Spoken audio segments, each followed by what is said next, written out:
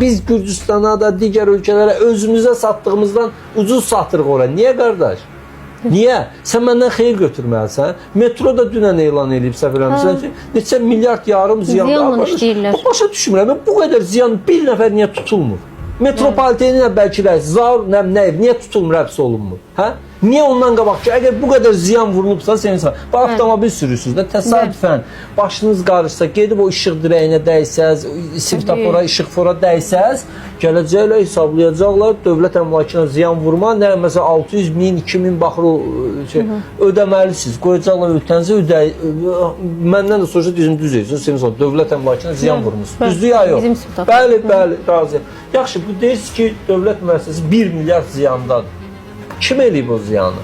Kimlə alınıb o ziyan? Kim hesablayıb ki, biz bu yolla geçsək ziyan olmayacaq və ziyan olmuş? Niyə həbs olunmuyor? Stalin bilirsiniz nə edir? Körpü tikənləri körpü təhvil verəndə qoydu körpünün altına, bütün o təhləsindən bir qədrinə qədər. Körpünün üstündən 5-6 dənə tank keçirdi o bu üzə.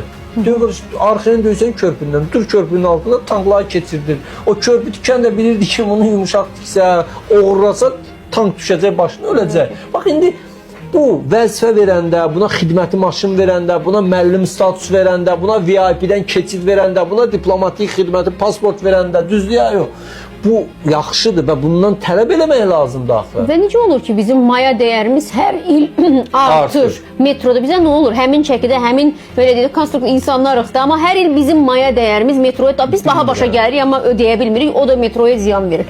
Yəni niyə? Bax, nə komfort artıb, keyfiyyət artıb, sürət artıb, metropolitenin şəbəkəsi artıb, nə olur? Sonra nə ediblər metropolitenində? Əvvəl metropolitenin özünün təmizlikçiləri var idi da. Desinlər səhvdir, çıxsınlar, desinlər Turab elədi. Orada xadimələr dediyimiz təmizlik işinə baxanlar və metropolitenin işçiləri orada maaş alır. İndi belədilər. Biz lazım deyil. İşçiləri çıxartdılar. Özəl MMC ilə müqavilə imzalayırlar. O təmizlik MMC-si gəlib metroları təmizləyir. Bu MMC də kimin olsa yaxşıdır? Yəqin ki, bunların nəminə. O metropolitində də işləyənlər deyirlər ki, gedin oranın işçisi olun. Oradan gəlmişdi. Yəni burada işləyirdi da. Niyə? Çünki bax, qulağını belə qaşıyanda dövlətdən əlavə pul bunların cibinə gedəcək, ona görə də maya qiyməti artacaq. Var idi, sən bu köhnə hamama təzə qaydanı niyə gətirsən? Nə yeniləyirsən ki, güya?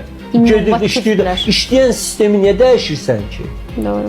Nədir, kimsə villa tikməlidir, kimsə evə MMC-nin rəhbəri varlanmalıdır axı. Bacısı oğlu, bacanaq, xalası oğlu, bibisi oğlu, nəysə.